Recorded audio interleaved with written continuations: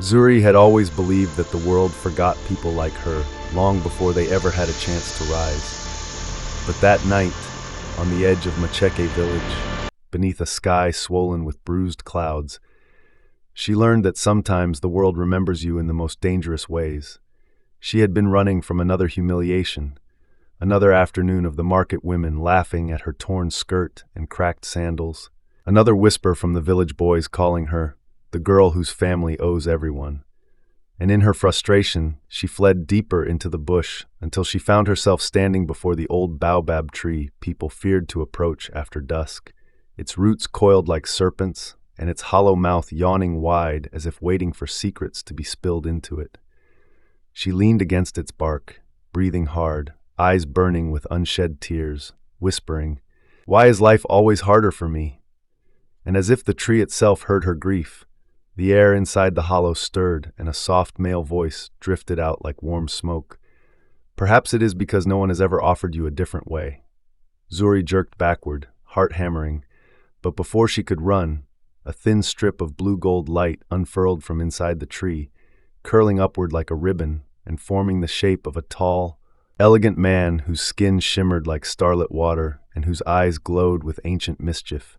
She froze, torn between terror and fascination.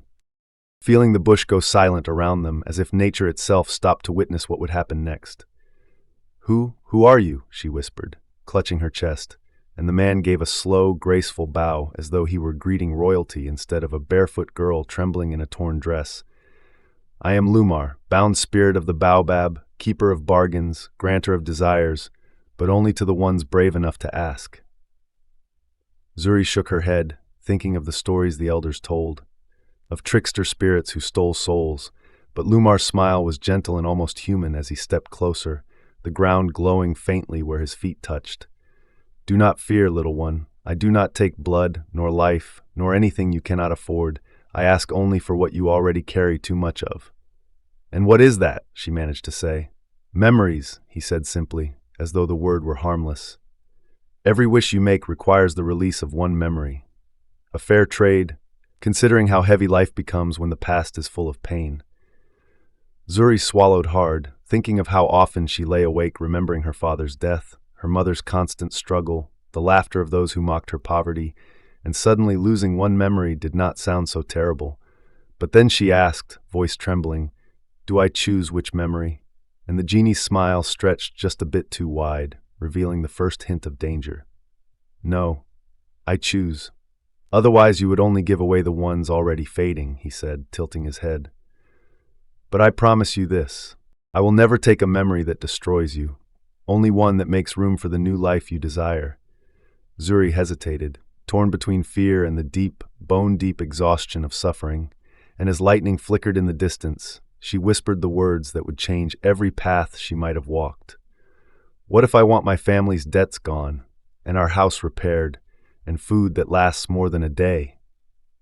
Lumar extended his hand, the air around it humming with soft blue energy. "Then speak the wish, and the bargain is sealed." Zuri's mind raced. What if this was real? What if tomorrow she woke in a house with a roof that did not leak? What if her mother could rest without crying at night? What if she could walk through the market and not feel shame seeping into her bones?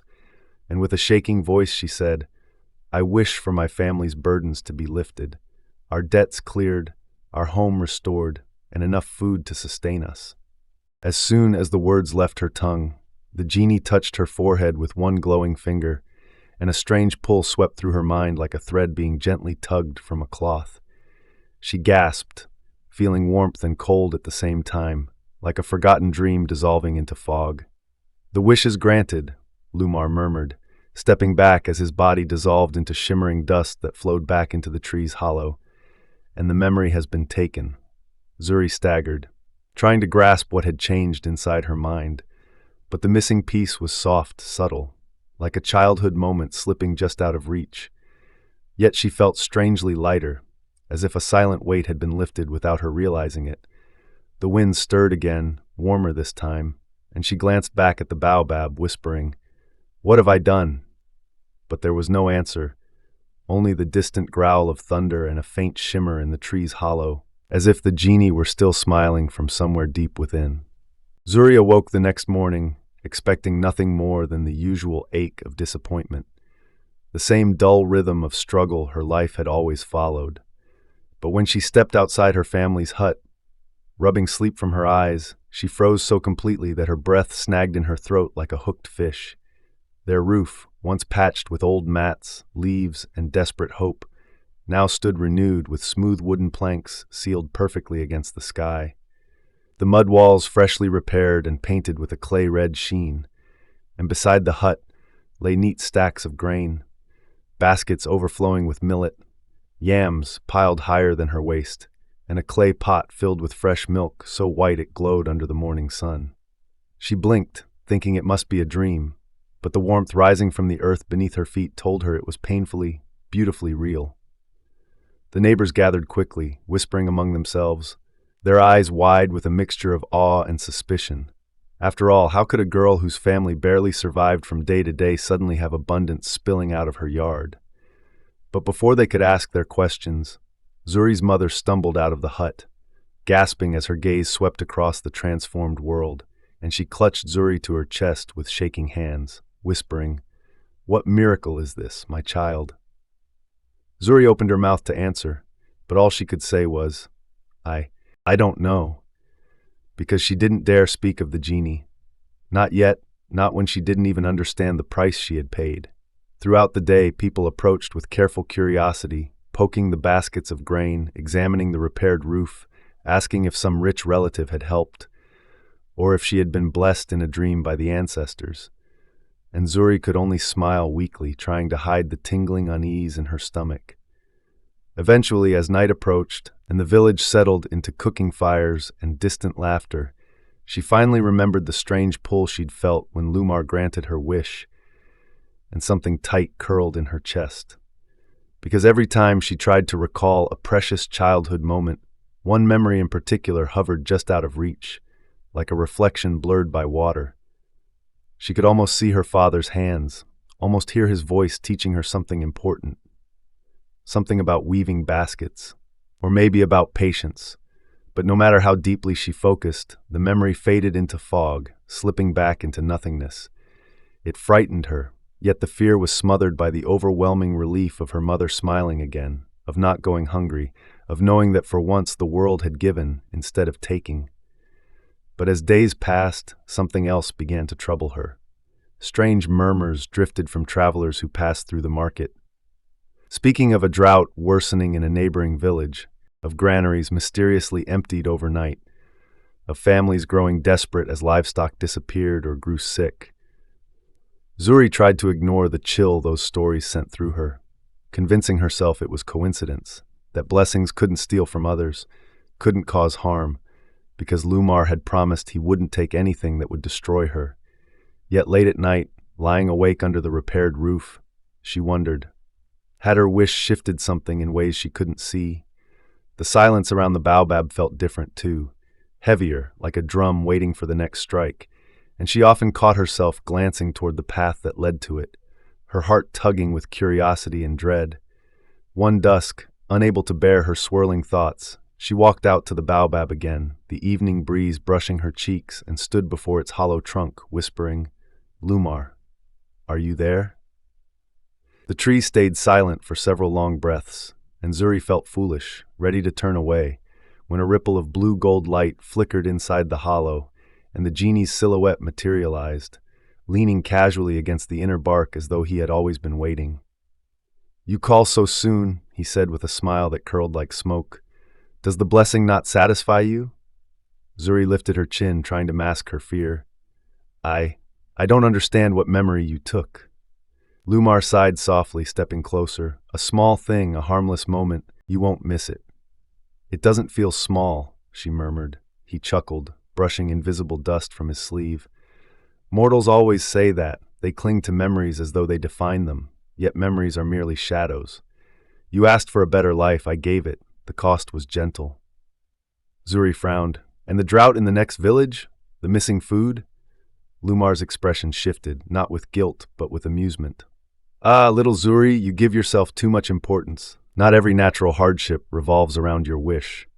She wanted to believe him.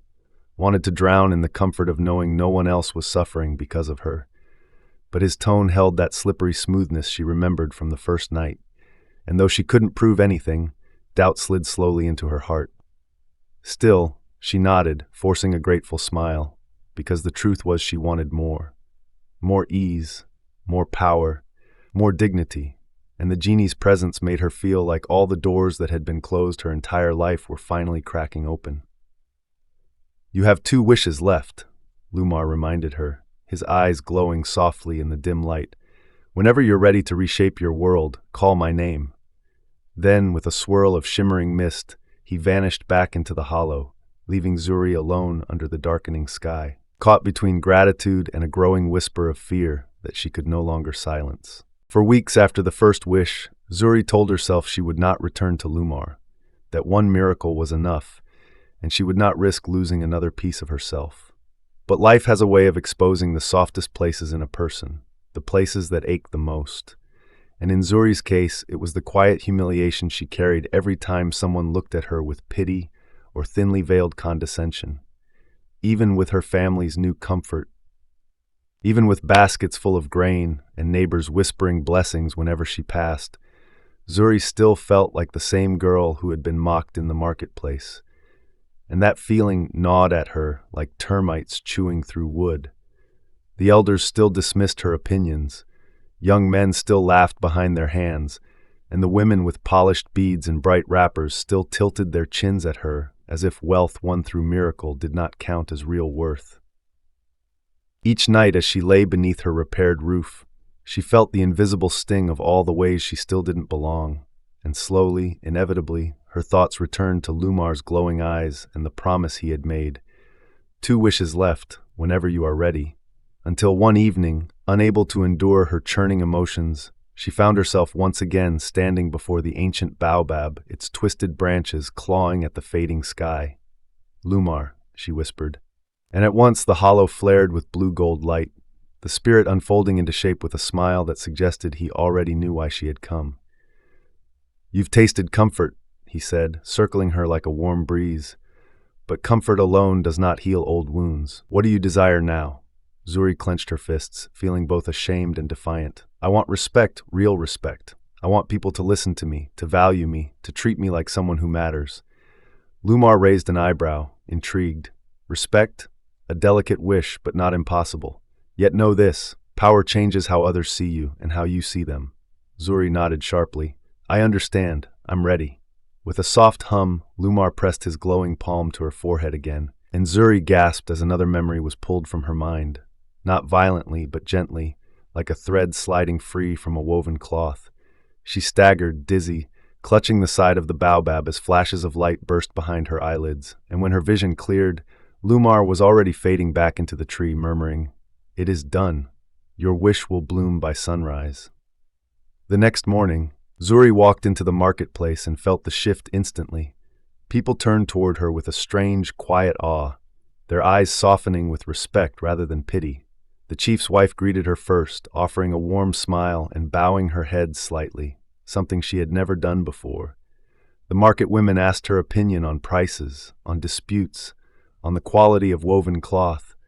The youth who once mocked her now stood up straighter when she passed, their laughter dying on their tongues. It was intoxicating, the sudden weight her words carried, the way people leaned closer when she spoke, as if her voice had become the drumbeat of the village.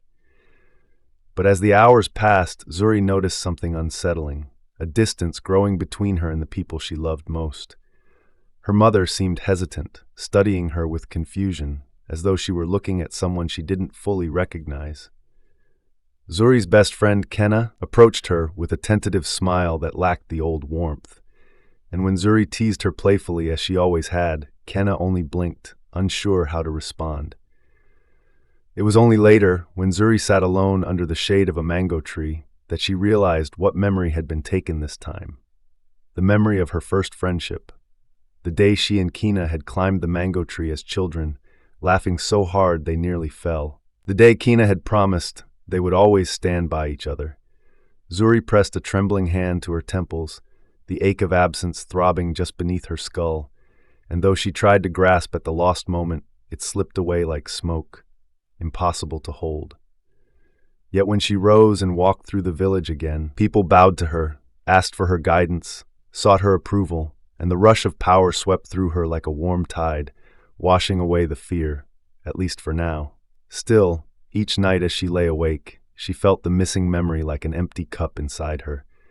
And each morning the whispers of wandering travelers grew louder, more villages falling into drought, cattle dying without explanation, strange illnesses turning crops gray. And although she tried to ignore it, a terrible suspicion took root. Each time she gained something, the world lost something too. One late evening, returning home from a council gathering where even the chief had consulted her, Zuri paused on the path, her eyes drifting toward the silhouette of the Baobab tree against the rising moon, and a shiver ran through her, not of cold, but of knowing. She had one wish left, and whatever she chose next would cost far more than a childhood memory.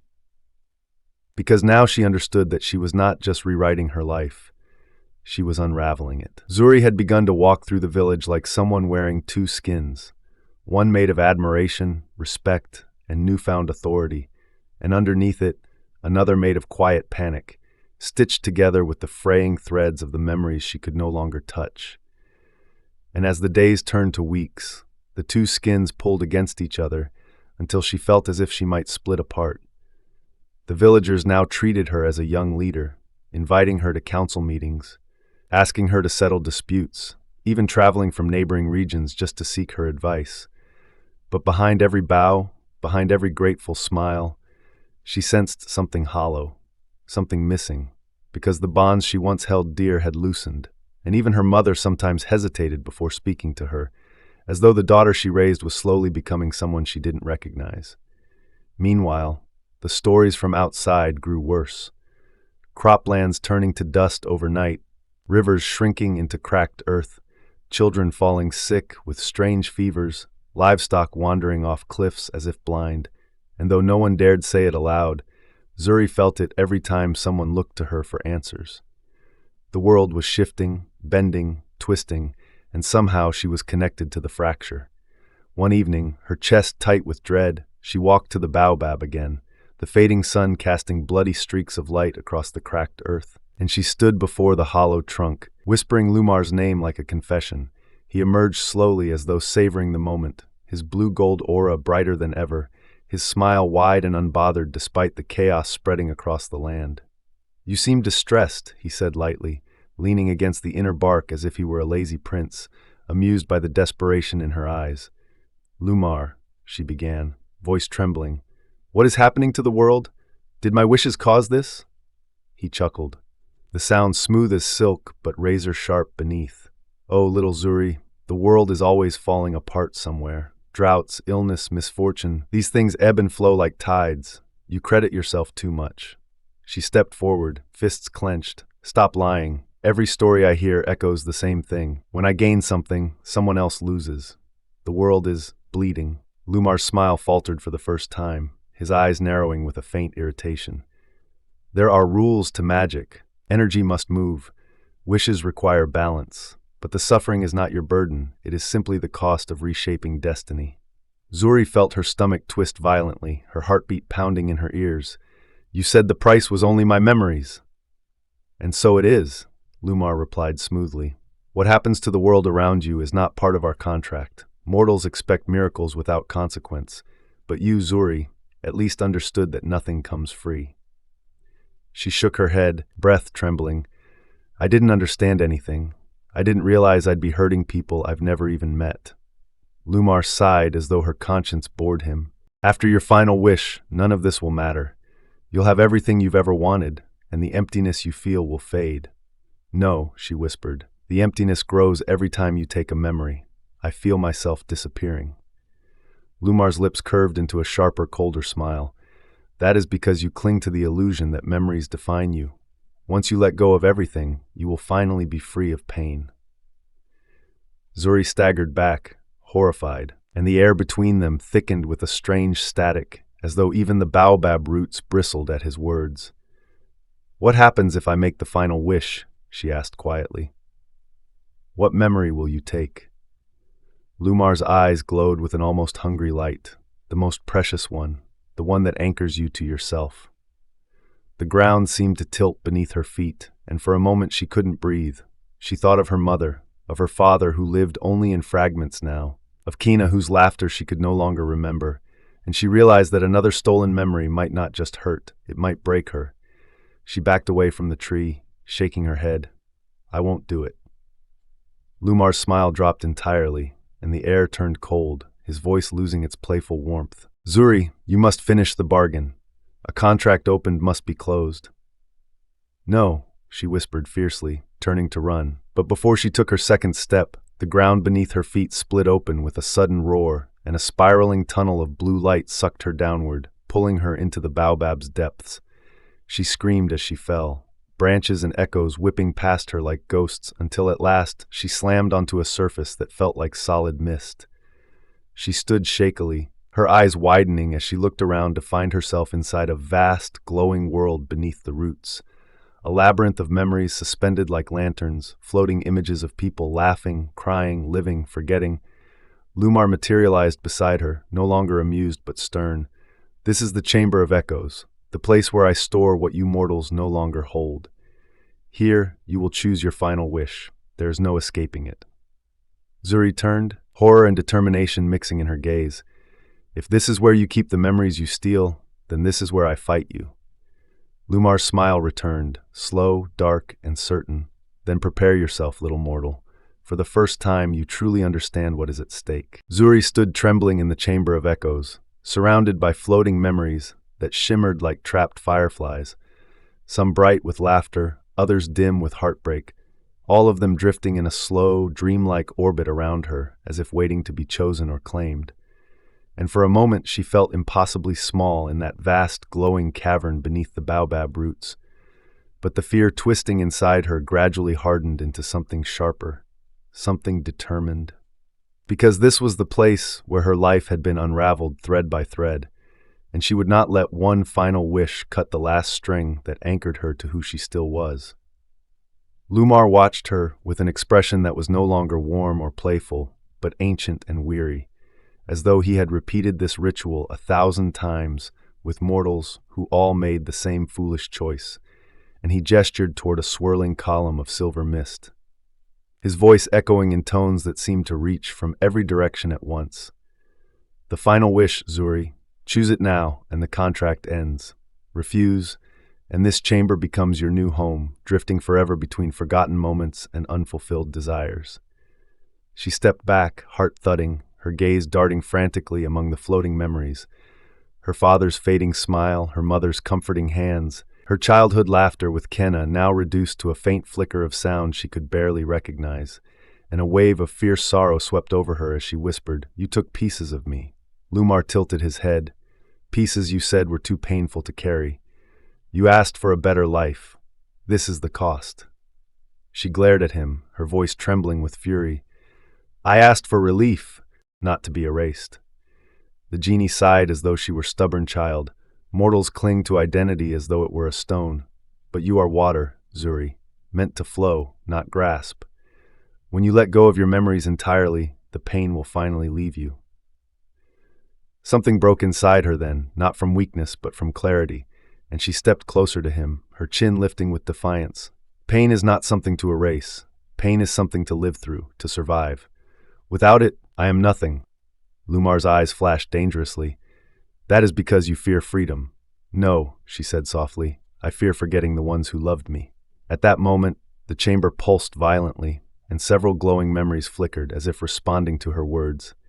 Then, as though compelled by some unseen instinct, Zuri raised her hand toward a dim, trembling sphere drifting near the cavern floor. It felt familiar, yet painfully distant.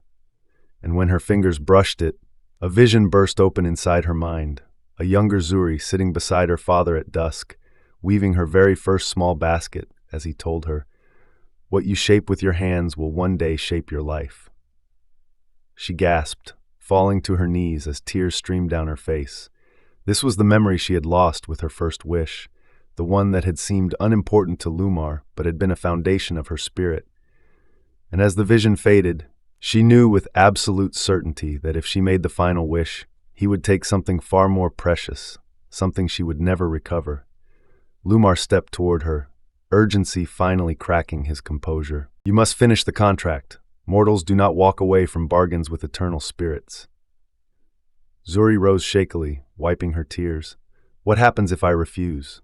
For the first time, Lumar hesitated, not from uncertainty but from something like shame, and he whispered, Then I remain bound. Another century trapped in the Baobab, another cycle of waiting for someone to free me, another lifetime of granting wishes I do not want to twist. She blinked, confused.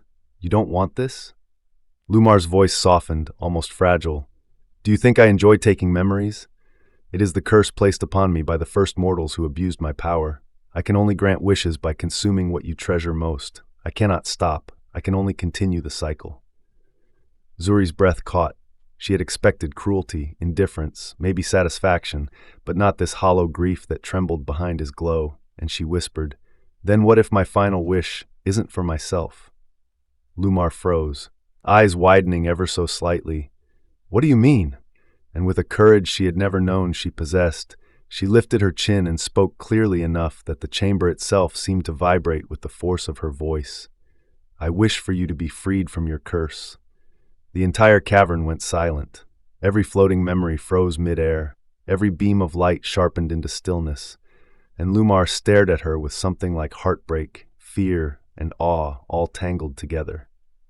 A violent crack surged through the chamber as the ancient magic wrestled with her request, trying to decide whether it could be fulfilled, because never in the history of the genie's existence had a mortal used their final wish for his liberation. Then, with a piercing sound like 1,000 roots snapping at once, the spell shattered, blasting light through the chamber and sending Zuri sprawling backward as the memories around her burst into brilliant gold, each one flying upward through the cracks in the baobab roots like freed birds returning home. Zuri gasped as lost moments flooded back into her mind. Her father's laughter, her friendship with Kina, the sound of her mother's lullabies, each memory returning with such vivid clarity that she doubled over from the force of it. When she looked up, Lumar stood before her no longer shimmering with forced power, but glowing softly with relief, his chains dissolving into dust. You have done what no one ever dared, he whispered, voice shaking. You freed me. As the chamber collapsed into light, Zuri felt herself rising, carried upward by a warm wind until she emerged beneath the baobab, lying in the soft grass under the morning sun, breathing hard but whole once again. Beside her, the baobab bark now glowed faintly with gold cracks, signs of the genie's departure. But the world around her felt calm, balanced, alive. Villages healed, rain returned, crops sprouted anew, and though she had lost riches, power, and respect, she gained something far greater. Her memories, her identity, and a heart strong enough to bear them. In the wind, she heard a gentle whisper, Lumar's farewell. Remember who you are, Zuri. It is more powerful than any wish. And as she rose, smiling through her tears, she finally understood the truth. The greatest miracle was not changing her life, but reclaiming herself.